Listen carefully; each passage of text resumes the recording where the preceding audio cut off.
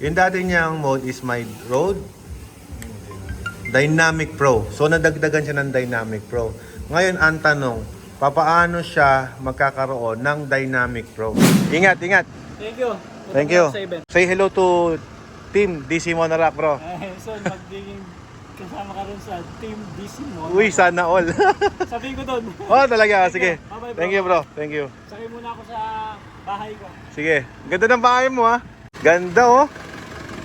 Next time, overlanding tayo, bro. Sige po. Bye-bye. Nice car. What do you do for a living? I live again.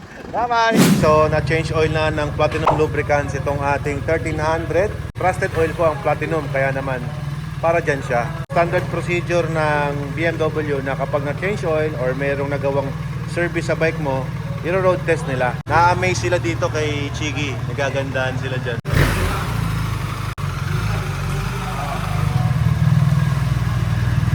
Yun, oh. Test ride nila para ready na sa Boss Ironman itong motor natin. Yes, sir. Bye. Bye-bye, Jen. Bye-bye, Leonard. Nakakamiss. Nakakamiss yung ride natin. O hindi. Ano ka ba? Hindi kami nagbabago. Ang galing pala dito sa BMW, oh. Pwede mong i-dry yung helmet mo. Kailangan mo talaga i-dry? Siyempre, para ma-experience ko din. Oy. Oy, ang galing, oh. Yun, oh. Meron siyang ano, ganun. May pa ganon. Sige, sige nga. Oh, social. Dryer siya eh. Ang galing, no? Yan yung pan niya, oh. May hangin siya, oh. Galing. Bukod sa helmet dryer, tingnan niyo naman, oh. May sabitan. May sabitan pa. Oo nga eh. Bagong-bago. Ito, Ano kasi mesh eh. alam mo ito galing to sa South Africa. Ito galing Florida. Mesh Oo. kasi siya. Oo. Mesh. Mesh kasi. Feather natin. Pang Pilipinas. Tingnan mo, see-through nga eh. Oh, see-through. Oh. Same, oo nga eh. Ay, nakita mo yung sa loob. Oh. Galing. Malamig siya pag ginamit mo dito.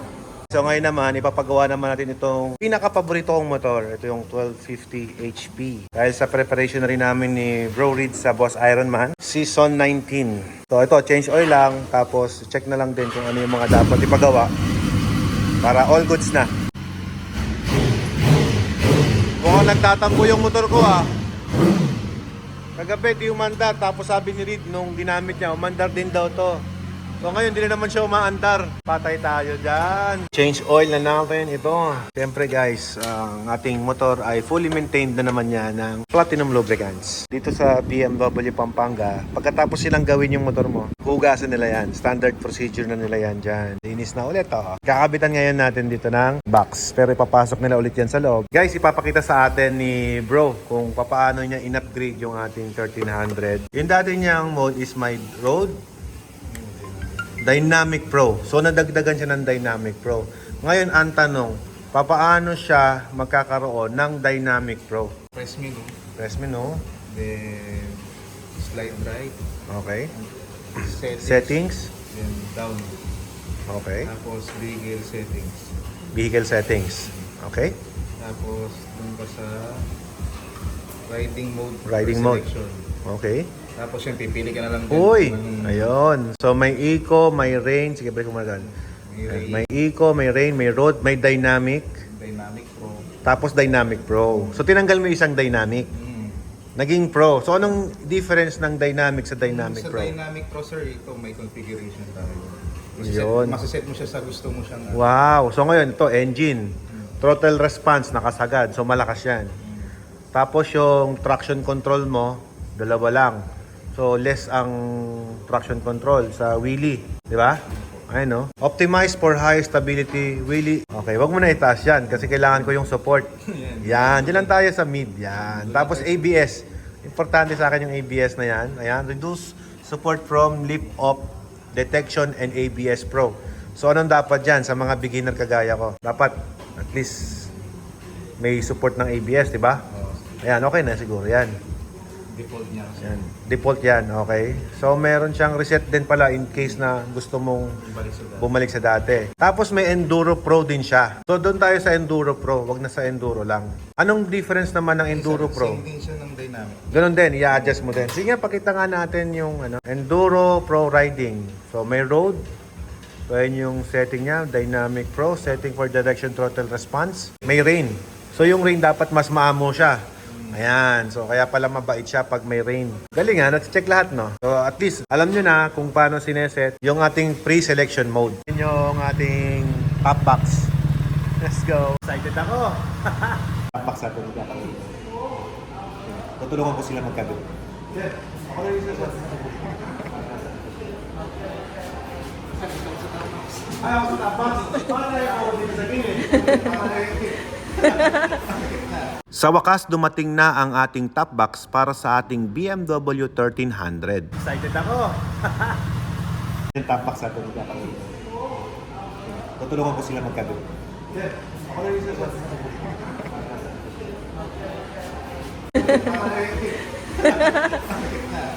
First time kong gagawin to eh.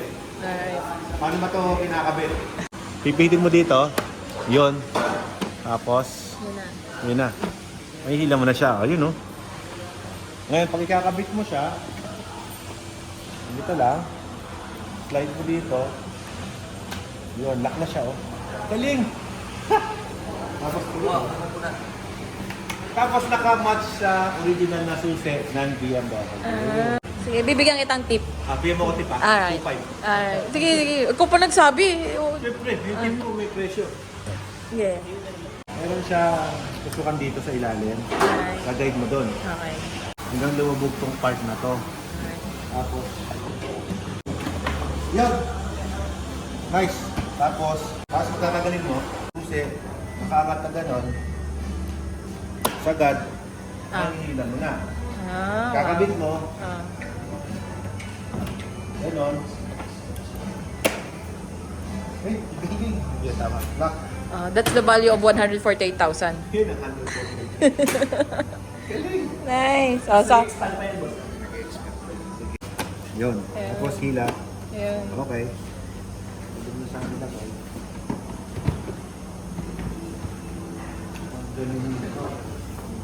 Tapos, lock. Yun. Tapos lock dito. Galing! Biglang naging bago yung motor ko. Lumaki. Tama yan. Yung adjustment naman. Yun nga. Narinig ko. Ay! Ay, siya. Ayun yung ilaw ko. Ah, may ilaw siya. Parang may ilalagay ka naman dyan. Tapos tumigil din siya, oh. Ah, nice. Pagka gusto mo masikip yung lugar, di ba? Pwede mo na siyang paliitin. Yun. Okay.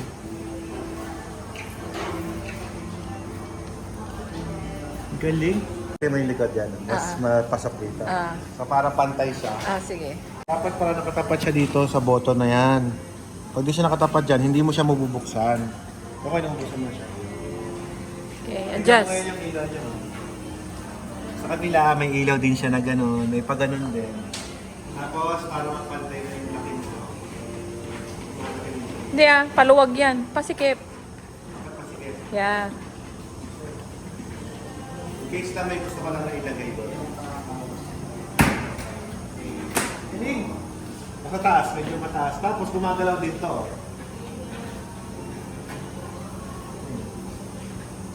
Ganun. Gumagalaw din siya. Tapos check na rin natin to.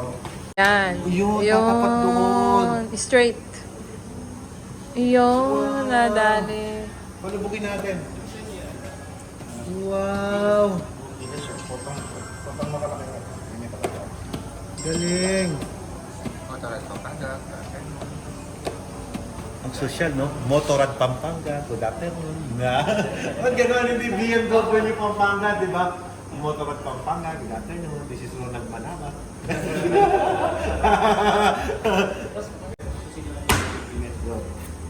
So, dapat nakatapat sa mga ganong mga. Ngayon, paano siya magiging keyless? Hindi mo yung tumutunog. Pag pinuto, ito, nakalak na siya ngayon.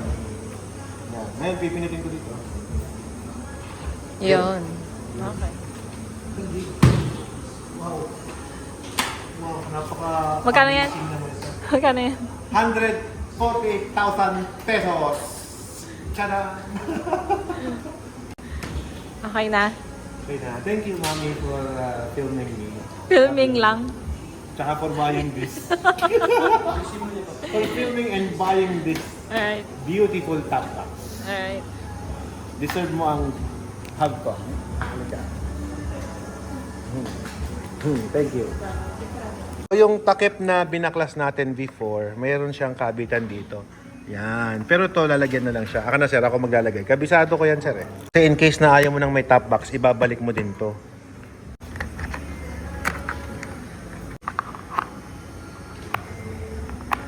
Sa wakas ay naikabit na rin natin ang top box ng ating BMW 1300. Kasama ito sa preparation natin para sa Boss Ironman. Ngayon naman ay test ride natin itong ating motor para malaman natin kung bumigat ba siya. Ito ang isa sa problema kapag bagong modelo ang motor mo. Mahirap hanapan ng pyesa. Kaya pagkatapos ng Boss Ironman, pupunta tayo sa Wonderlich para magpakabit ng mga accessories para sa motor natin. Sabi nga nila, Wonderlich will complete your BMW. Pero maninigurado muna ako. Dadalhin ko muna siya sa tropa kong si Chris para ipakabit ang ilaw natin na GR lights. Hi guys, dito kami ngayon sa Bike Tech 101. Ayan si Bro Chris, oh. Napaka hands-on niya, oh. Grabe naman yan, oh. Nagpapayaman ng gusto, oh. Nakakabit niya ngayon yung ating GR lights para sa upcoming Boss Ironman. Hindi naman, bago tayo tumakbo ng Ironman, dapat ma-check up maigihan ng Bike Tech performance. Kasi nabit muna niya rito yung ilaw natin para at least yung mga bracket habang ginagawa niya sa likod, tapos na yung wiring. Salpak na lang mamaya, di ba? Ganyan ka-efficiency, Bro Chris. Ayan guys, yung mga relay niya. Dito sa ating 1300, merong ditong pinagbabawal na technique. Ang bawal dito ay mag-splice ng wire. Alam na yan ni Bike Tech. Bawal ang splicing. Yung hindi kayang gawin sa kasa, kayang gawin ni Bike Tech. Yeah! Di ba bro? Kasi ito pinapagawa ko sa BMW talaga kanina, sa BMW Motorrad San Fernando. Hindi to nila kayang ikabit tong GR lights. Dito sa Bike Tech, basic. Kahit na dumating ako ng late dito, ginawa pa nila, kinakomodate nila ako dyan. At syempre, meron pa merienda rito. Delicious dough pizza. A better pizza. Ito naman bro. Maya-maya lang makikita na natin yung result ng ating GR lights. Tingnan nyo guys, oh.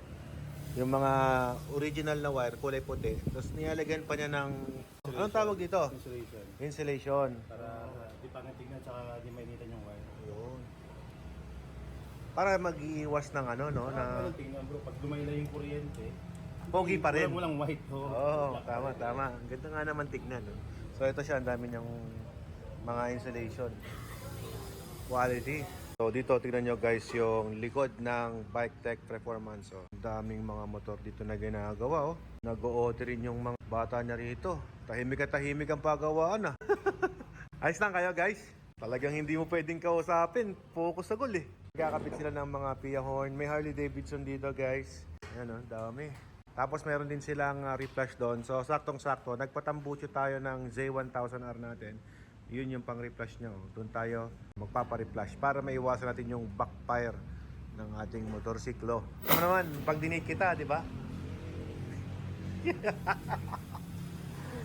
bakit parang ayaw mo yung pagiging practical ko, mami? Nakakainis kasi lahat libre pag ikaw. Siyempre, pag ako libre talaga, matuwa ka na lang kasi marami akong kaibigan na naglilibre sa akin. Sa Bike Tech Performance ay mayroon silang libreng tubig. So yung tubig nga pala dito ay galing din sa Watermax Enterprises. Dahil itong water refilling station na nag-supply dito kay Bike Tech Performance ay RG101. sinusuplayan ni RG101 na best friend. Yeah, best friend naman. Kay Rock Guevara. Iyon, no? Shoutout naman sa best friend mo dyan, Best RG. friend, Rock Guevara. Shout out. Oh. Sarap ng tubig dito. Alam mo bro Chris, hindi ko naman sinasabing good boy ako, pero gumagawa ko ng dahilan para maging good boy ako. Ganon. Ngayong asawa ko, siya yung pinapaganda ko kaysa mambabae ako, di siya na lang ang pagandahin ko. Ito guys, yung bracket na pinasadya pa ni Bro Chris. Diba? Tapos naka-loctite pa, diba? Kasi magbabibrate yan eh. Paano ito pare? Oh, yeah, wait. Inuna kita kahit...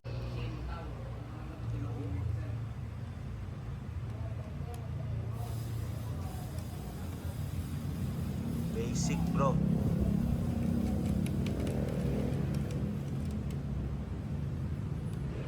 Alright, so hindi muna natin inigpitan yung ilaw natin. Ganda ng ilaw. Testingin pa natin to sa dilim. Uy, ang liwanag oh. Wow! So puti lang siya kasi yung palang kino-cover dito na dilaw, ano pala yan? Aftermarket pa yun. Dito yan sa Bike Tech Performance, guys. Ito na yung pangatlong parts na nilagay natin sa 1300 natin. Unang nilagay yung Chigi, tapos sumunod itong box na to. And then ngayon, yan na. Yung ilaw natin na auxiliary light. Kalinaw oh. So ngayon, bago namin higpitan yung aming mga tornilyo, sinisigurado muna natin na hindi tayo makakasilaw sa mga makakasalubong natin. Kalinaw oh. Ayan guys, all set na yung ating ilaw.